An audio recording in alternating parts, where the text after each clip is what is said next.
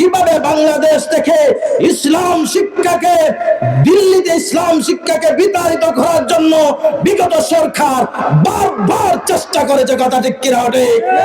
এদেশের school college ইউনিভার্সিটির সিলেবাসে ওমরের গল্প, আবু বকরের গল্প বাদ দিয়ে রাম আর বামদের গল্পে দিয়ে ভরপুর করেছে, কথা ঠিক কিনা ওঠে?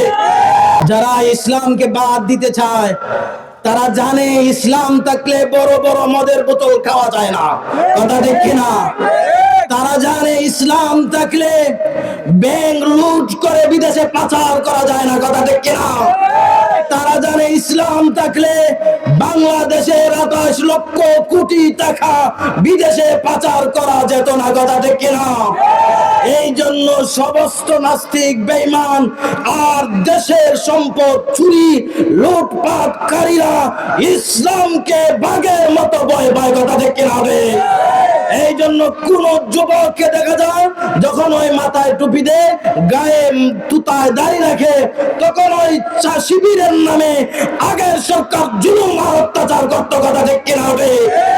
শুধু তাই নয়, মানবের নরেন্দ্র মোদী যার হাতে মুসলমানের রক্তে রঞ্জিত, যে যার হাতে বাবরি মসজিদ শহীদ হয়েছে, যার হাতে মুসলমানের 700 বছরের পুরানা মসজিদ বাবরি মসজিদকে ব্যঙ্গে মন্দির করেছে, সেই খুনি নরেন্দ্র মোদী যখন বাংলাদেশে আসতে চেয়েছিল, তখন আল্লামা মামুনুল হক যখন তার বিরুদ্ধে হুঙ্কার দিয়েছিলেন, তখন আল্লামা মামুনুল হককে নির্যাতন করার জন্য, পৃথিবী থেকে বিদায় দেওয়ার জন্য, জুলুম করার জন্য তাকে অন্যায়ভাবে গ্রেফতার করেছিল, কথা ঠিক কিনা ওঠে? কিন্তু তারা পারে নাই, ঠিক কিনা ওঠে? ভবিষ্যতে পারবে না, কথা ঠিক কিনা ওঠে? ইসলামকে নিয়ে যারা কটূক্তি করো, ইসলামকে নিয়ে যাদের এলার্জি বেশি, শুনে রাখো, আগামীর বাংলাদেশ ইসলামের বাংলাদেশ, কথা ঠিক কিনা ওঠে?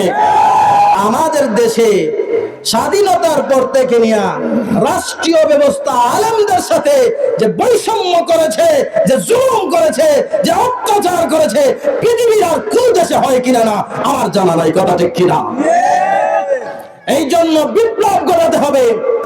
বৈষম্য বিরোধী যে বিপ্লব শুরু হয়েছে, ছাত্র সমাজ যে বিপ্লব শুরু করেছেন, সেই বিপ্লবে আলেমদেরকে বৈষম্য থেকে দূরে রাখতে হবে, কথা ঠিক কিনা? এদেশের রাষ্ট্রীয় ব্যবস্থায় আলেমরা যাতে ভালো অবদান রাখতে পারে, রাষ্ট্রীয় ভালো ভালো সেক্টরে যেন মাদ্রাসার ছাত্ররাও যেতে পারে, সেই ব্যবস্থা করতে হবে, কথা ঠিক কিনা? এদেশে 15 লক্ষ মসজিদ যদি থাকে, সেই 15 লক্ষ মসজিদের ইমাম এবং মুয়াজ্জিন, যে সমস্ত মসজিদে খাদিম আছে, সেই খাদিম সহ রাষ্ট্রীয়ভাবে সম্মানী ভাতা দিতে হবে, কথা ঠিক কিনা? আপনারা এখানে দিতে আসিয়া বড় কষ্ট পান। আমাদেরকে মনে করেন বারাটিয়া মোল্লা, বারাটিয়া মানুষ। এদেশের কোন আলেম বারাটিয়া নয়, কথা ঠিক কিনা? এদেশের সমস্ত আলেম এদেশের মাটির সন্তান, কথা ঠিক কিনা? এদেশের আলেমরা দেশ জাতির জন্য 24 ঘন্টা অতন্দ্র প্রহরীর কাজ করে যাচ্ছেন, কথা ঠিক কিনা? আওয়াজ দিতে হবে যুবকরা। ইসলামকে ডাউন করার জন্য তারা 24 ঘন্টা চিন্তা ফিকির করতো ইসলামকে কিভাবে ডাউন রাখা যায়, আলেমদেরকে কিভাবে ডাউন করে রাখা যায়, কিভাবে বাংলাদেশ থেকে ইসলাম শিক্ষাকে, দিল্লিতে ইসলাম শিক্ষাকে বিতাড়িত করার জন্য বিগত সরকার বারবার চেষ্টা করেছে, কথা ঠিক কিনা? এদেশের স্কুল কলেজ ইউনিভার্সিটির সিলেবাসে ওমরের গল্প, আবু বকরের গল্প বাদ দিয়ে রাম আর বামদের গল্পে দিয়ে ভরপুর করেছে, কথা ঠিক কিনা?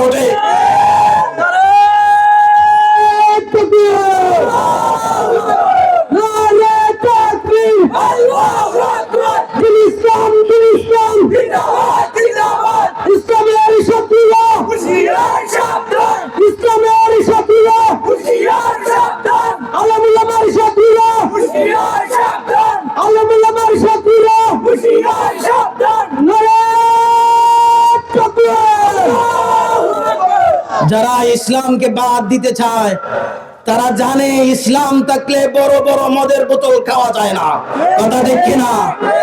তারা জানে ইসলাম থাকলে ব্যাংক লুট করে বিদেশে পাচার করা যায় না, কথা ঠিক কিনা?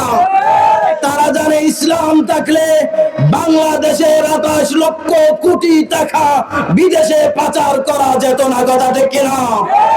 এই জন্য সমস্ত নাস্তিক বেঈমান আর দেশের সম্পদ চুরি লুটপাটকারীরা ইসলামকে বাঘের মতো ভয় পায়, কথা ঠিক কিনা?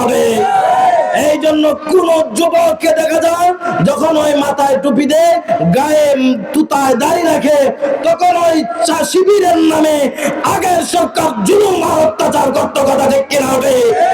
শুধু তাই নয়, মানবের নরেন্দ্র মোদী যার হাতে মুসলমানের রক্তে রঞ্জিত, যে যার হাতে বাবরি মসজিদ শহীদ হয়েছে, যার হাতে মুসলমানের 700 বছরের পুরানা মসজিদ বাবরি মসজিদকে ব্যঙ্গে মন্দির করেছে,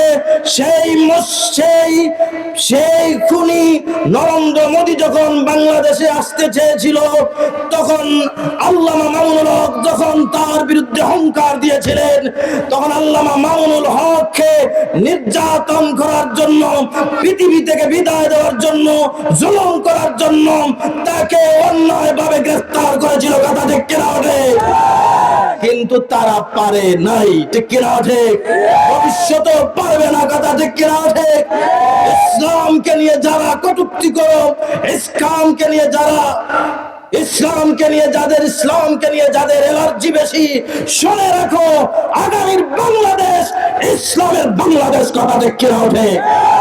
আগামীতে যুবকরা যেভাবে গণজোয়ার হয়েছে, ইউনিভার্সিটিতে আমরা গেলে সেখানেও ইসলামপন্থী যুবক ভাই, কলেজে গেলে সেখানেও আমরা ইসলামপন্থী যুবক ভাই, স্কুল কলেজ ইউনিভার্সিটি গ্রামগঞ্জে শহরে যেখানেই যাই, সেখানে ইসলামের যে গণজোয়ার হয়েছে এসেছে, সেই গণজোয়ারে নাস্তিকরা দিল্লিতে পলায়ন করবে, কথা ঠিক কিনা? আল্লাহ তাআলা আমাকে আপনাকে আগামীর বাংলাদেশকে ইসলামের বাংলাদেশ করার তৌফিক দান করুন, সকলে বলুন আমিন।